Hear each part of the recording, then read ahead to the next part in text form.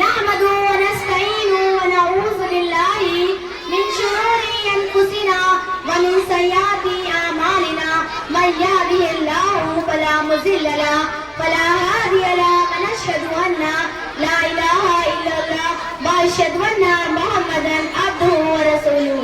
محترم ماں بہنوں اور میری معزز ساتھیوں، آج مجھے جس موضوع پر لب کشائی کرنے کے لیے بلایا گیا ہے وہ ہے میں بیٹی ہوں. خدا کی خاص انعام ہے بیٹیاں، خدا کی خاص انعام ہے بیٹیاں، صرف پیار اور الفت کا پیغام ہے بیٹیاں.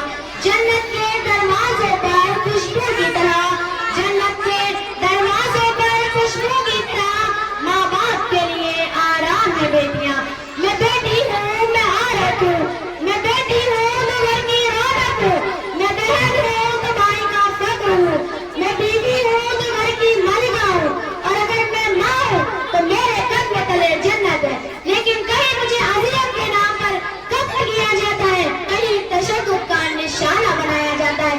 اگر میں اپنی قلم سے ظلم کا سر نیچا کرنا چاہوں تو مجھ پہ جھوٹی تہمت لگا کر مجھے معاشرے میں رسوا کیا جاتا ہے. اگر میں ہفتے بھی اپنی زبان کھولوں تو میری زبان کھینچ لی جاتی ہے. میں وہ عورت ہوں، میں وہ عورت ہوں جو طلاق کا پل یہ نہ جانے کیا کیا سہتی ہوں. طلاق تو مرد دیتا ہے لیکن طلاق یافتہ میں کہلاتی ہوں. اس میں جب مجھ سے کہا جاتا ہے کہ میرے قدم تلے جنت رکھ دی گئی ہے، جب میرے قدم تلے جنت رکھ دی گئی ہے اور تم اس جنت کے احترام نہیں کر پائے تو تم رب سے کون سی جنت کے طلبگار ہو؟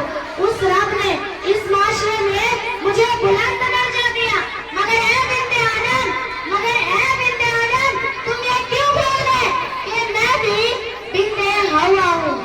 بن باپ بن بھائی اپنا گھر چلانے، اپنی ماں کا گانا بننے اپنے گھر سے باہر نکلتی ہے تو نہ جانے مجھے کتنی گندی حقت بھری نظروں کا سامنا کرنا پڑتا ہے.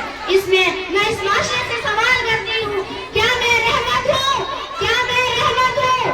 زمانے جاہلیت میں عورت کے حقوق اس حد تک چھین لیے گئے کہ معصوم بچوں کو زندہ دفن کر دیا جاتا تھا. یہاں تک کہ بیٹی کا پیدا ہونا لوگ برداشت نہیں کرتے تھے.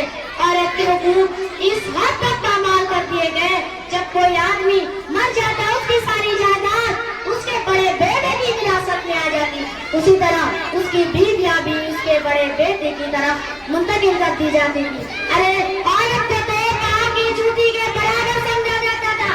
یہاں تک کہ عورت کی جائز باتوں کو ماننا بھی مردانی کے خلاف سمجھا جاتا تھا. لیکن ہمارے آخری نبی حضرت محمد مصطفیٰ صلی اللہ علیہ وسلم جب دنیا میں تشریف لائے تو یہ واجب کر دیا کہ اے لوگوں، اگر یہ بیٹی ہے تو عزت ہے، بہن ہے تو بھائی کا فخر ہے، اور اگر یہ بیٹی ہے تو تمہارے جیون کی ساتھی ہے، اور اگر یہ ماں ہے تو اس کے قدم تلے تمہاری جنت ہے. اور یہ بھی فرمایا جس آدمی کی دو بیٹی ہو وہ ان کی بہترین پرورش کرے، ان کو تعلیم دلائے، ان کے فرض ادا کرے. تو حضور صلی اللہ علیہ وسلم نے فرمایا قیامت کے دن وہ میرے ساتھ یوں ہوگا جیسے ہاتھ کی دو انگلی ایک دوسرے کے ساتھ ہوتی ہیں.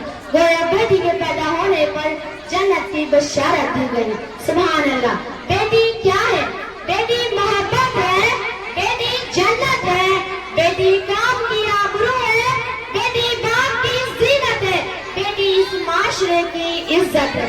خوبصورت نیک رش کے جہاں ہے بیٹیاں، خوبصورت نیک رش کے جہاں ہے بیٹیاں، صرف پیار اور الفت کا صاحبہ ہے بیٹیاں. حاضرین محفل، جب کسی گھر میں بیٹی پیدا ہوتی ہے تو اللہ تبارک و تعالیٰ اس گھر میں دو فرشتے بھیجتے ہیں. وہ فرشتے جا کر بیٹی کے گھر والوں کو سلام کہتے ہیں.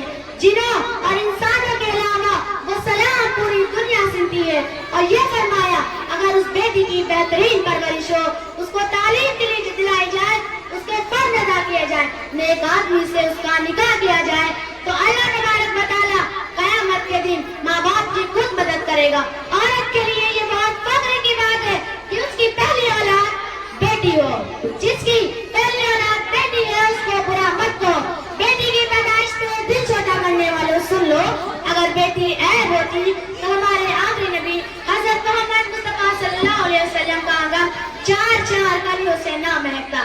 بیٹی کی آمد باعث رحمت. ان بیٹیوں کی بھی کہانی بڑی عجیب ہوتی ہے. ان بیٹیوں کی بھی کہانی بڑی عجیب ہوتی ہے. جہاں پیدا ہوتی ہیں وہاں کی مہمان ہوتی ہیں. جہاں رخصت ہو کے جاتی ہیں وہاں کی ملکہ سمجھی جاتی ہیں.